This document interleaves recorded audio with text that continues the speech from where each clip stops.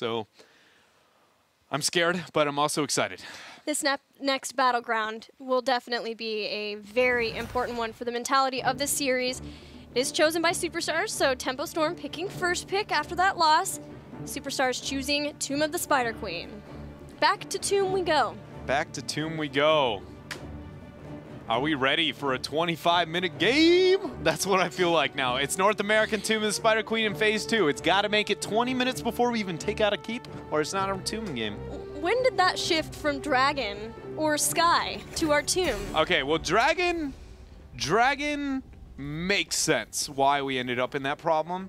The Tomb one doesn't to me, because we're actually intentionally turning in early, and we're intentionally not drafting wave clear. That's where it gets confusing. The Dragon variable, that map, it's a little bit different. It is harder to end the game, but it's harder to end the game not because the win condition's hard to identify, because the win condition's just hard to get.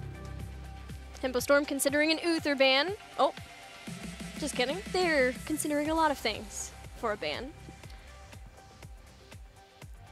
Not good. Again, for the mentality perspective. This long on a map, I mean, it's not like this is a wild card. You know, if anybody's like the Warhead the other way around. I think they're sticking with the ban that they had last time, and it is one of the better Stray heroes to ban. Yes, it is. That's a good point to bring up. Genji's removed from Superstar's side. So what is the first pick going over to Tempo? A new Barak.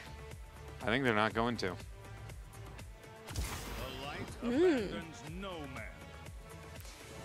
Let me just check out some win rates here really fast.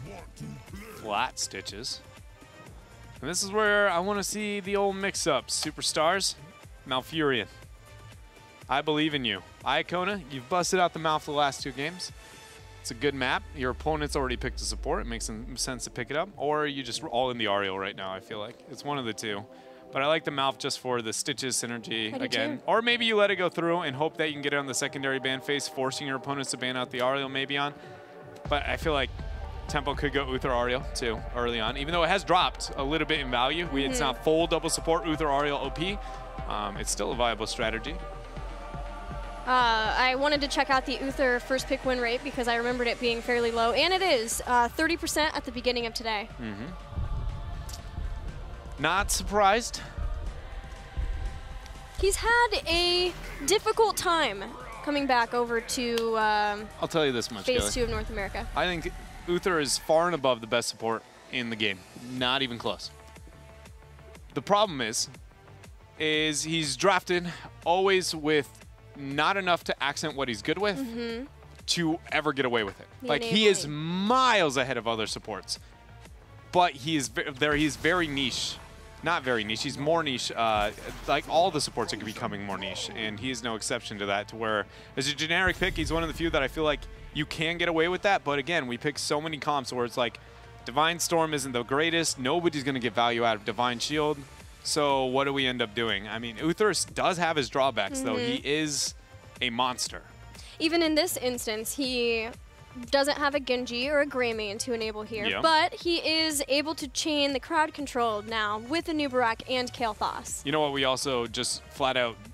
So in the past, when your frontliners, how do I better with this? When your melee assassins could not be the thing that became legendary with the Uther, you always made up for it through your warrior.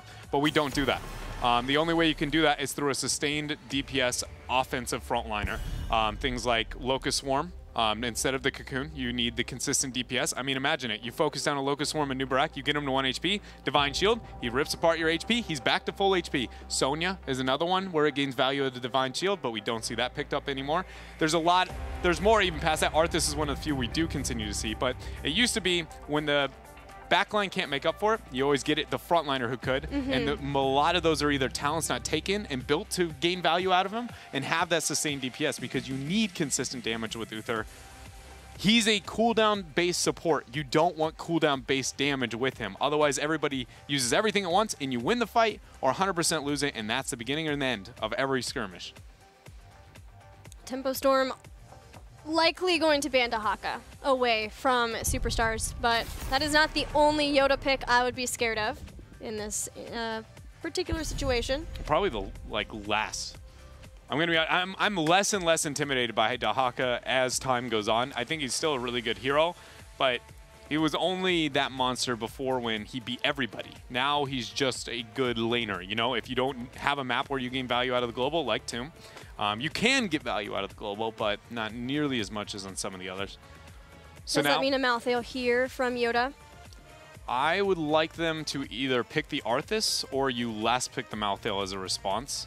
The reason I want the Arthas is because you have the Greymane and Stitches follow up onto the hooks, solid 1v1er. It's just whether or not the Arthas Malthael 1v1 goes too heavy one direction, and if it does, I feel like you can Icy Talon Rune Tap that pretty well.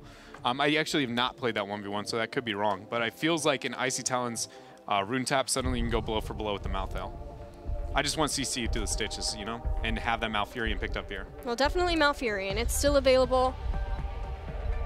Don't see any reason why I kind of would want something else. Wow. Wrecked. Not going with the mouth.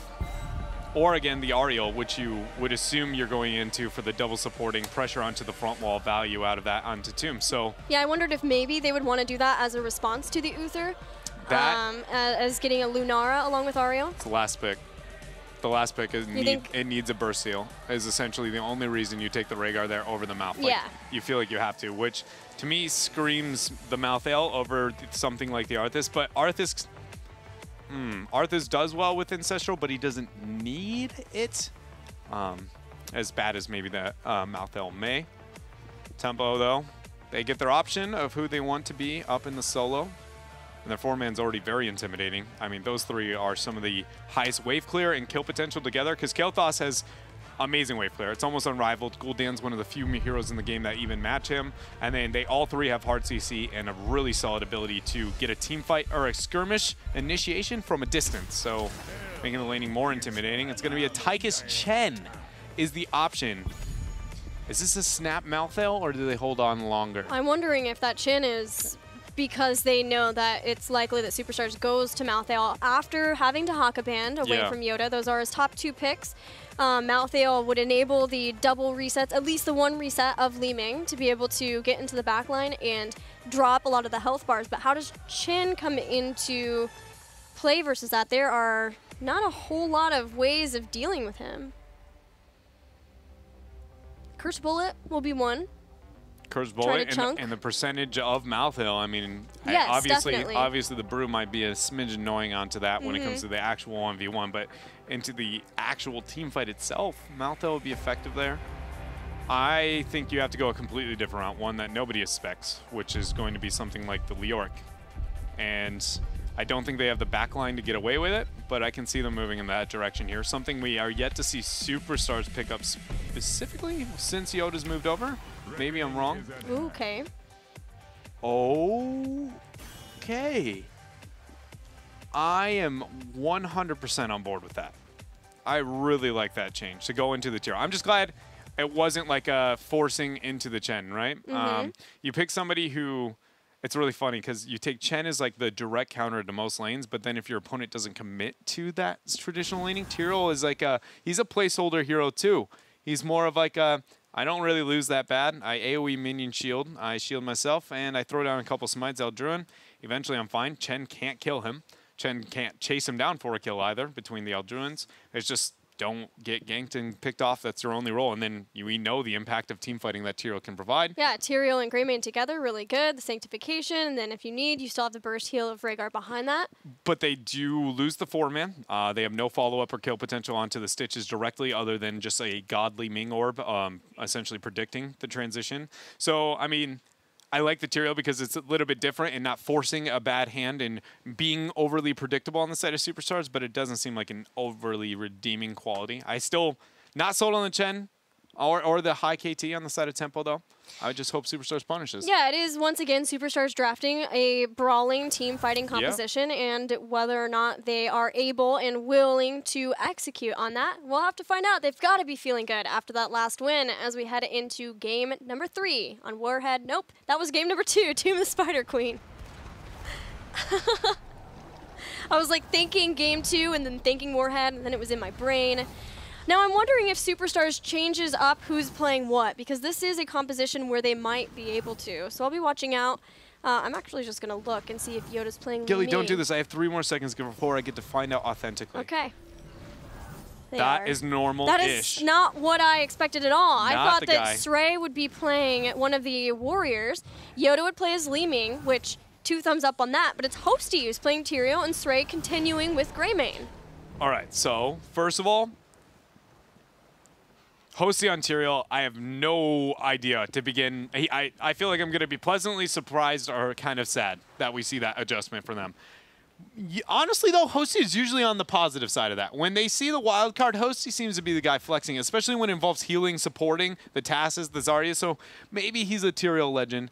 But the Yoda on Li Ming makes me real happy. Again, Me too. He is maybe not traditionally his role. You expect him to be the guy in the off warrior, but this guy's Li Ming is world class. Seriously, at the midseason brawl, I would argue he was top 3 of all Li Mings at the entire tournament. He was incredible, and the stats backed it up even as well. He did such a great job as Li Ming there, and it came in handy. It worked out really well for Roll20 since Li Ming ended up being such a crucial part of the meta. Now there is a hook, did land on Cosm, who is a good target, but again, there's just not a whole lot of follow-up yet. Hosty's gonna chase him as far as he can. That actually hurts my soul. Like, you see the hook, everybody's there for the follow-up, and the fact that he can survive immediately, you're going, should we have mount? That's the question. Well, the Iacona pickup, he got Lightning Bond, so it is trying to lend to the wave clear of Superstars a little bit more. Superstars, by the way, have this 2-man here in the bottom lane versus Fury's Chin.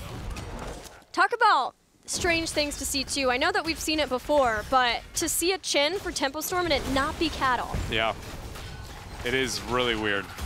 It's gotten to the point where it's just so hard to even gauge what these teams are going to be playing because they all are role swapping, roster swapping so left and right that it's just like, at this point, I'm just waiting for the supports to be the ones, like suddenly you see Iacona playing Warrior. You know, I mean, that would truly be the day that North America is flipped upside down. That happened 1 series for No Tomorrow, maybe 2 series in Phase 1, where all of a sudden Tiger JK playing Falstad. Yeah. Trees playing Mouth. Can you imagine if June played, like, what if June played a backline hero, what would that be? Probably like, Maybe a Gul'dan. he's probably a dirty Genji one-trick. He's Honestly, he Genji. probably is. I view him as a Genji one-trick. If they win, we gotta ask him. All right. Other than that, the laning phase here has been a slow start. Superstars, they don't have a winning laning phase, so they're more a stopping the bleeding type deal here, and Chen is not creating too big of a problem. I mean, neither is Tempo Storm's laning with the Anubarak Kel'Thas. I pretty much thought that they would get a pick by now. So Superstars is doing a very good job of getting the stall. There it is, potentially. I mean- Airho takes a bite out of Caterpillar and survives. Hooks him right back in. Cattle's like, okay, if you would like to hang out, I will. And we're gonna have Fury dealing with these Giants on bottom. Not going to leaping. Oh gosh, what is the name of this talent here, Gilly? Help me out here. Deadly Strike. I was going to say the leaping strike. But that's only the spell. Going into Deadly Strike means we are not focusing onto the wave clear that you can traditionally get at his level 4 talent. So that puts him into a position where Tyrael is even better into that lane matchup. Normally it's when you're facing a bad laner into bad laner, like where Chen is traditionally that, and you move into the questing talent at level 4, focusing onto your flame. What is that? Ring of Fire? Yeah, Ring of Fire. Ooh, good old Johnny there. But yeah, I knew you were gonna do that. Yeah, I already Johnny said. Cash fan. And then, but yeah, so then allows you to really kind of beat the Tyraels, those weird offlaners that are just like, oh, well, they don't at least die to Chen, the Tassadars. He pushes into them, but without that, Tyrael's like, all right, well, I can survive this lane even better now. I wonder if that'll be furthered with more of the flying kick talents. Ooh, that's Another a nice hook. Yeah, but Are you going to say, but there's no follow-up? yeah. Yeah, sad day. Things will get better. Things will get better once Superstars can get 10. They have the possibility for Gorge if they want to go that route. Curse Bullet to follow up off of those hooks too will chunk down a lot more and then maybe give enough for Yoda to be able to finish off the kill. But it's just going to be a bit of a slower laning phase initially between these teams until we can get the first turn in. Yeah, but that benefits Superstars. Again, Tempo has drafted a rather kill-focused early section of the game. It's not like the old Tronda of old where you're like, well, they have to win the game free 1 through 9. They have to get picks. Wait, looks like first blood. No, it's not. Oh, I thought he had an E. No, it's enough to be able to lock it down. Can they get the rebuttal onto June? Sray's trying. Cawthon's the one who ends up going down, and Yoda's ready for more, ready for resets. Iacona jumps in, the blast over the wall. The flashy plays from Superstars, and they trade up on top of Tempo Storm in the early game. The second time I've seen Yoda, just one B-step, like a single drop, just like, hello, and then walks off. I respect every ounce of it there on the Li Ming. Gilly. Dread. At least the Web Weaver phase went over to Tempo, because this is, again, a situation where you look at the early game of Tempo, and you're feeling like they should be a lot more controlling of Superstars, and they are very much not. The trend continues, is how I'm going to put it there, for Tempo Storm. June is considering if he wants to get Hand of Protection or Guardian of Ancient Kings. It seems like a game where you could get Hand of Protection. Yeah, concern about Judgment, hooks too, there's just not a whole lot. So you take, I actually feel like Hand of Judgment is 100% the pick here, but I think what he's going to wait for is the Judgment call, and if it is Judgment, I actually feel like he's going to go with, then he goes into Guardian, but if it's only the hook, then you go for Hand of Protection. I personally feel like Stitch's hook is 16 seconds, and that's enough for me to want that, and then Judgment being the minute long, like if I cleanse the Judgment perfectly, it's either number one, they should be able to survive it, or number two, if I cleanse it, we're going to win that fight anyways. Yeah. So I like the idea of there's a limited enough CC to where I would have locked it in, but I think there's no downside. One of the few moments, another team pulling an Iacona, making a bit more sense. Now we're looking for stuns, roots, and silences off of that. What will proc the Guardian of Ancient Kings? June continuing to hold on because heroics were achieved by Tempo Storm first. Everything else, what we would expect. Run, Fury, run. Using the Giants. Brewmaster's balance. He's able to move out. Oh, we found a cocoon here. Who's in here? Aw, that was the lone wolf 20 toke. gems. And 20 gems on top of it. Did I read that wrong? That was 20, right? Yeah, there's a whole bunch that got lost there. Storm Earth Fire with the stop juke on the hook. Front row, Yoda. There's the slow for the leap. Fury going after Yoda. Cattle shows up to ensure that kill. And another staggered death against Superstars. In the wrong place you are.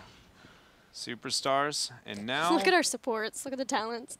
Do-do-do, wah, wah, wah. Who will give in first?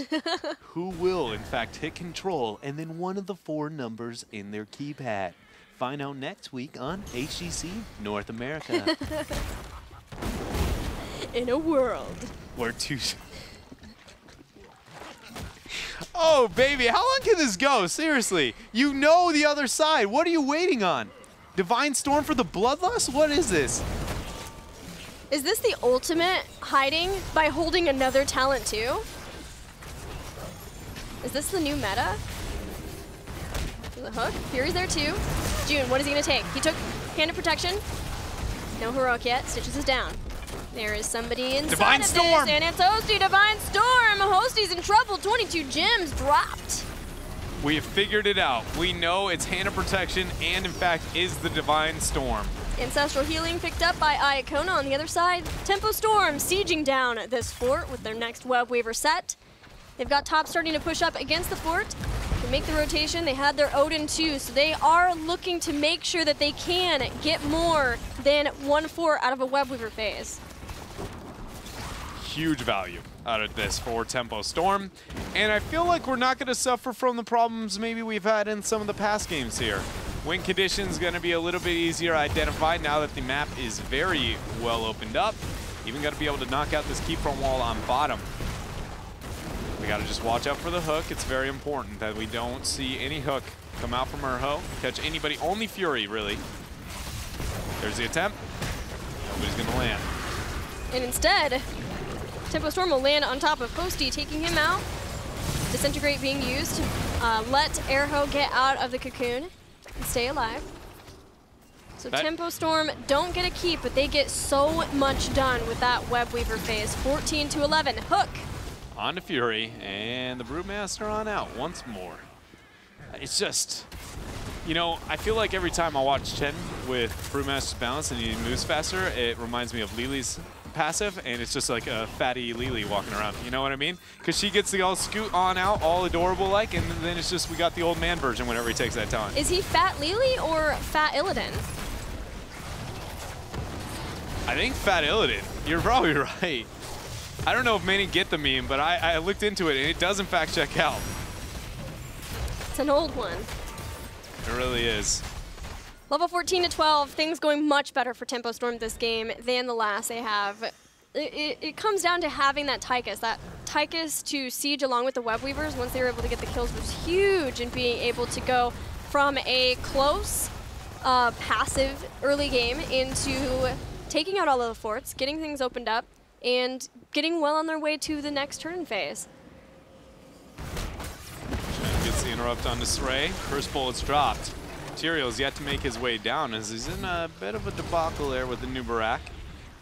Once they get that settled, it's going to be regrouping. Enough gems for a turn in exists for Superstars, and they have to do it before that 16 window on the side of Tempo. I don't think they're going to be able to. Even Tempo's looking to force this fight. Superstars might want to take this. It's the only fight they're going to get, but without having Tyrael, beautiful cleanse divine or ancestral, but they need this fight. They have to. Yeah, it was really good. Fury still has Storm, Earth, and Fire if he's the one who gets in trouble. Hosty's now shown up. Turnaround Gravity Labs. Hosty's in trouble. He's stun locked to Oblivion. Cannot even use Sanctification. Now Fury using his Storm, Earth, and Fire to slow down things on the back line. All of the members of Superstars will get back to their keep, but they cannot get a kill. And there's another beautiful initiation from Barak and Chen. The synergy there between Fury and Caterpillar is very much been on point this game, leading to kill after kill underneath the keeps of Superstars. Talking about keeps, Tempo Storm now has managed to find their very own 12 minutes into this game. Yeah, it's really nice to see them take that advantage, be willing to turn around in the fight, seeing an opening immediately that Superstars gives to them and punishing. Then moving on with their Odin and sieging down the keep. They take out the first keep of the game. They've got Chin fully into his flying kick build now with getting flying leap and pressure point. So the slows will be real. The follow-up from Caterpillar will be there too. It has been through the entire game. Tempo Storm just waiting for the opportunity to close out this game. Disray got interrupted again. They're not going to give up anything here. And there goes June for the final channel here. Not the final channel. It's not over yet, but it is very, very difficult for Superstars to be able to survive this. All it would take is another clean initiation like Tempo's had the last 2 times and them get 2 picks, and this could be game. Or Ho's going to be the first. Phoenix. Who's the Hammer second? of Justice. Man, when Tempo Storm plays this stun lock composition, you can tell that the minute they start getting just a couple of kills, they feel so confident with it. The way they engage everything just gets so clean. Poking away, whittling away here at the keep, and now we have the Queen Web Weaver. Fury's yet to join in. Superstars could try and force this fight, but another stun lock. Oh, nice Divine Shield Sanctification. At least this time Sray survives another moment, but without having the Tyrael there to look to try and force that fight immediately, they were not going to have it happen. Nice Divine Storm coming out from June. 2 members of Superstar are dead, and the keep is quick to follow. Look at even body blocks on Iacona. That's 3 members. 3 members down, Tempo Storm, 4 level leading Superstars. And they are moving in now towards the core. Are gonna be able to get this pretty easily here, Gilly. It looks like, you know, maybe the Warhead game was only a setback for Tempo Storm because they were pretty upset and they're able to end Tomb of the Spider Queen in just 14 minutes. It was just a flesh wound. Nothing wound. too serious for Tempo Storm, especially when they were able to get a composition, a type of composition where the heroes might have changed, the players and what they were playing might have changed slightly, but in the end, something that they have been playing for a long time and executing well for a long time. That Kael'thas to be able to follow up any engagement. Caterpillar's Anubarak has been fearsome this phase. Things looked great for Tempo Storm that game. Yeah, I mean, it makes a lot of sense, too, as to why those type of compositions, whenever you're a team trying to make major changes, whenever you can pick the one where it's very straightforward on how the team fights have to be played out, you know? Like, the worst case scenario for a new team like that is, like, bust out a Medivh composition, figure out how to make that one work, right? So it's nice to see when Tempo does get a little bit more transparent with like their compositions and how they have to play the team fights. It becomes suddenly you're like, oh yeah, now I remember why Tempo Storm is a very intimidating name within the North American scene. It's just they got to find a way to translate that over to compositions that aren't just the 1-2 punch. Well, it may be that they just need to start with a 1-2 punch to be able to get the right mentality for the team. The mentality has definitely taken a hit from such things as losing to both No Tomorrow and Gale Force Esports. So now maybe with that dominant win, we'll see that carried forward, and Warhead was just a blip. But they still have another game if they want to close out the series. Yeah, they very much do, as they're only ahead 2-1. So thinking about the map pool, with that win, that means Superstars is going to be selecting it. We've already done Dragonshire. We've already done Tomb of the Spider Queen for Superstars. Superstars will pick first pick. Oh, yeah. So then where's Tempo going to take us then? Towers? Towers is a possibility. Cursed is Cursed still is still up up. too, yeah. Yeah, I forgot that they were the Dragonshire selector of game number 1. So yeah, I assume it's going to be the Cursed Hollow here, as long as Superstars goes with the first pick. Abathur is one thing that really stands out for me in this series. Maybe even see Superstars pick that up for themselves. Superstars